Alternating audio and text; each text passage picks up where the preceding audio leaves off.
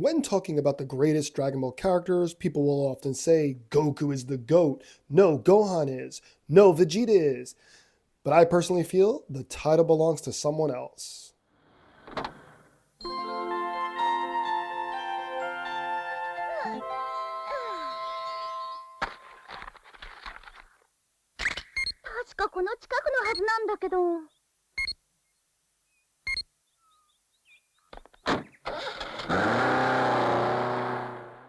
Continuing my 40th anniversary celebration of Dragon Ball, I wanted to do the new deep dive on one of the smartest characters in the series, whose sole existence is responsible for the course of events that allowed Goku to become one of the strongest beings in the universe and also become the hero that he is.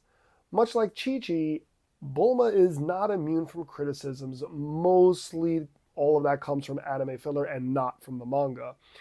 So let's take a deep dive into why I think Bulma is the most important character in all of Dragon Ball.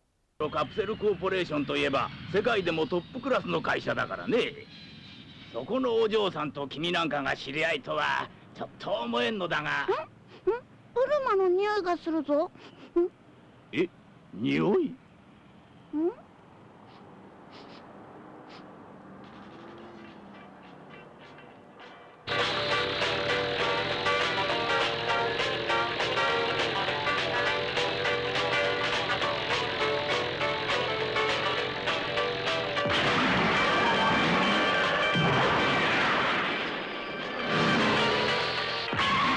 ？Bulma is the daughter of the infamous Dr. Brief of Capsule Corp.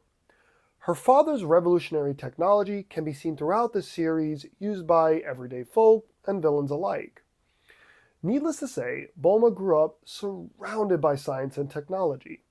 So much like her father, at a young age, she would create something equally revolutionary and also something a little dangerous: the Dragon Radar. A powerful device that could locate 7 magical balls and summon a dragon that will grant you any wish, so the legends say. Bulma was determined to find all 7 balls, no matter what it takes.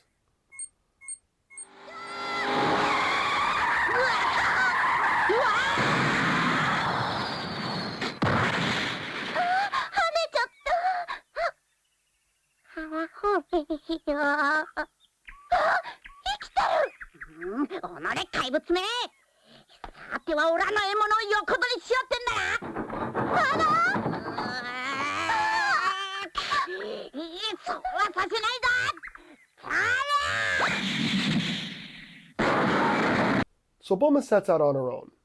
One day, she almost hits a boy walking in the middle of the road, and both of their lives would be changed forever.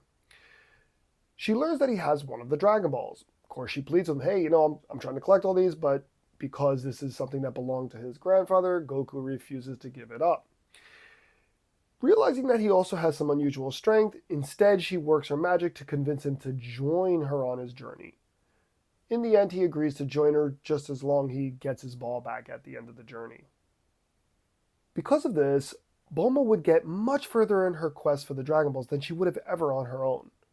But more importantly, it got Goku out into the world, where his experiences would take him to new heights. これでどうかな。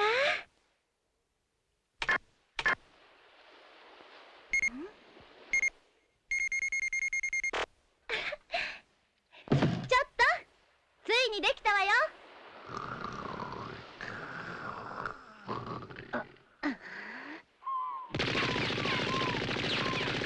こんな時によくもまあのんびりと寝てられるもんだわね。During their journey, they would run into various characters that would become integral to the story. Kame-Sennin, Yamcha, Chi-Chi. These friendships would then lead to more. Kuririn, Tenshinhan, Chaozu, even Uranai Baba. These allies would time and time again become important to the story. 食べきれないほどのイチゴってのも捨てがたいけれど、やっぱり素敵な恋人、これよね。というわけだから、その通信中ちょうだい。ダメ。これはじいちゃんの形見だもんね。ああ、何よケチね。いいじゃない。別にあんた使い道ないんでしょ。ピー。あ、わかった。おませさんね。これでどう？ちょっとぐらいなら触ってもいいのよ。ほら、別に汚いケツなんか触りたくねえ。汚くなんかないわよ、失礼ね。ああ、行くわよ。それ復活。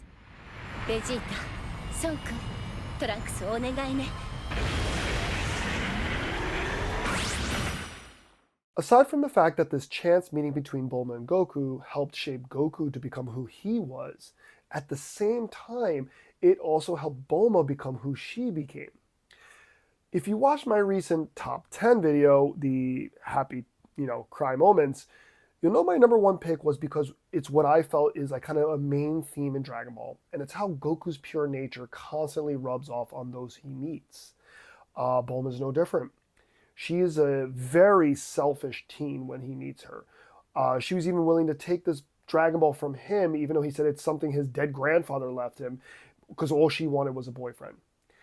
But because of this, we see her throughout the series do constantly selfless acts.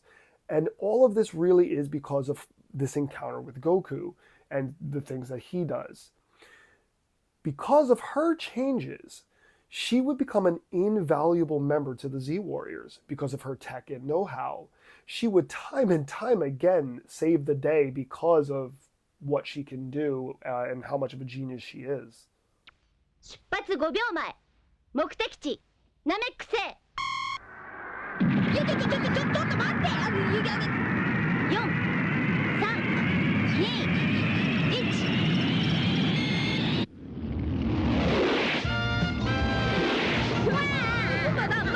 まだベルトも閉めてないですよ。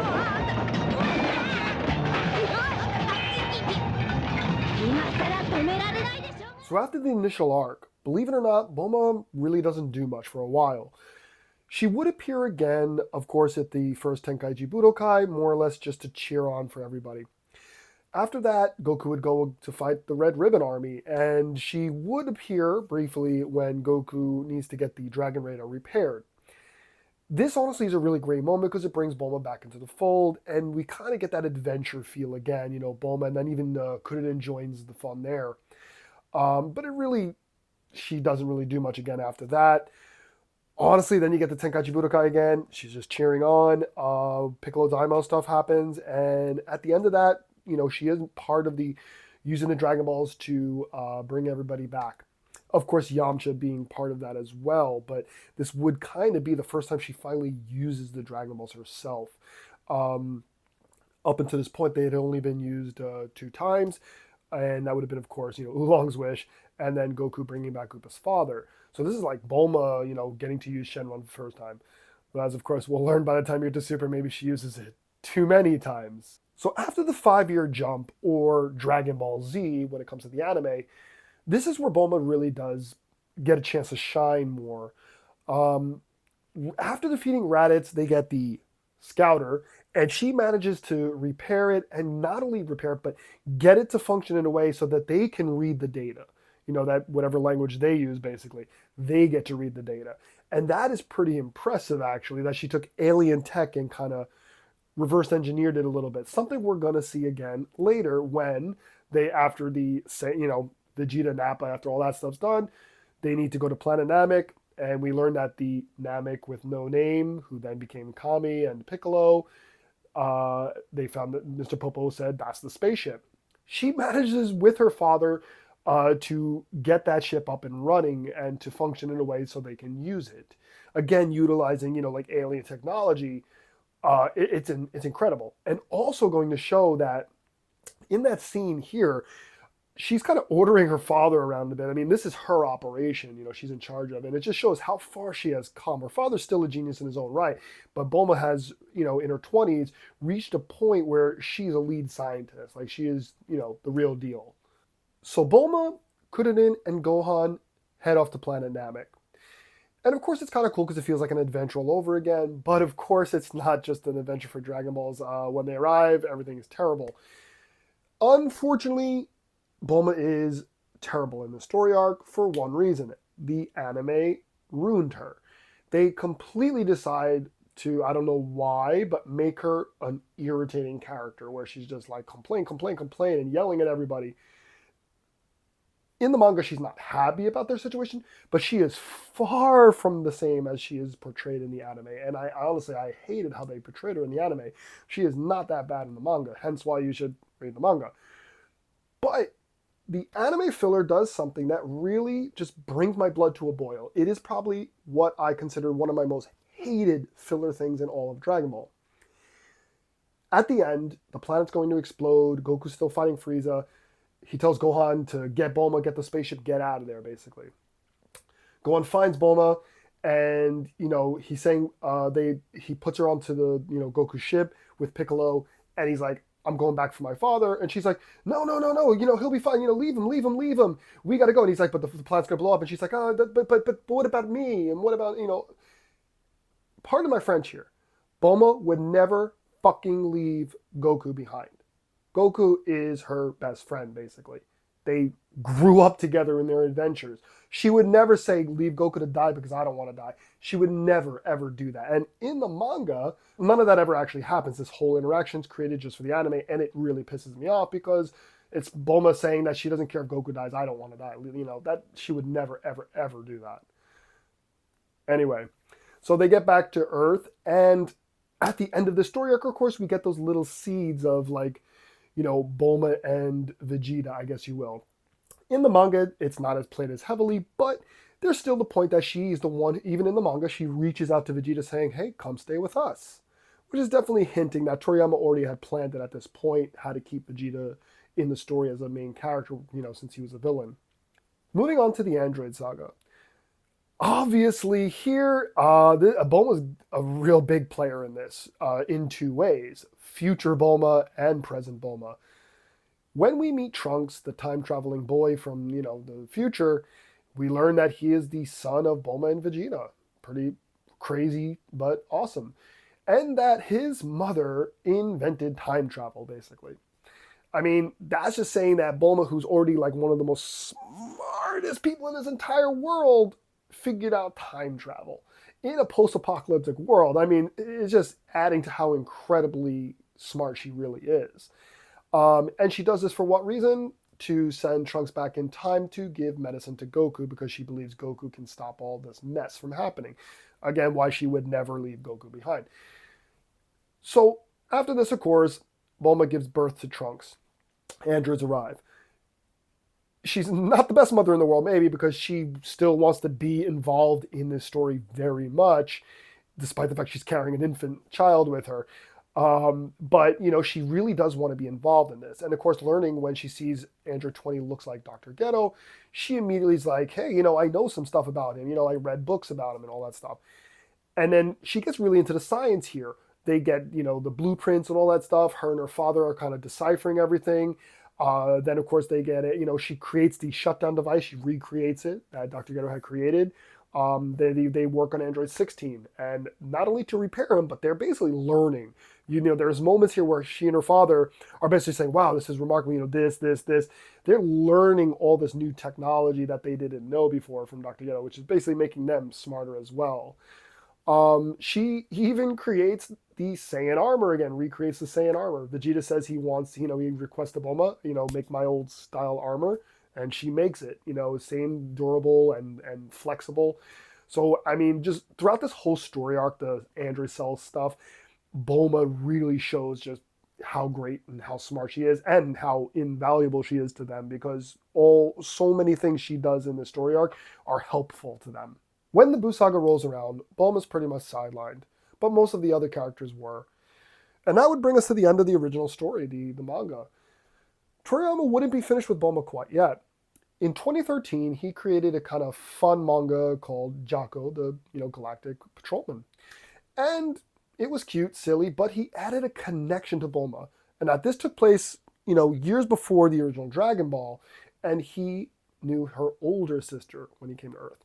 So this kind of brings a connection to Bulma. Something we would then see in literally like 2 years later when we got a continuation to Dragon Ball, finally, with the 2 Dragon Ball Z movies, The Battle of Gods and Resurrection F. In Resurrection F, we learn, of course, Jaco comes to Earth seeking out Bulma because he knows her sister. We're getting that whole connection to Bulma again. That's pretty awesome, to be honest. And Jaco would come back into play later in Dragon Ball Super. In Dragon Ball Super, of course, you get your first 2 Dragon Ball Z films being recapped again. Then, of course, you get into the first main story arc, which is the Universe 6 versus Universe 7 tournament. Here, Bulma does kind of get to play a role in it again. Of course, bringing Jaco back into the fold because of her connection to Jaco. They go into space to learn the secret of the Super Dragon Balls.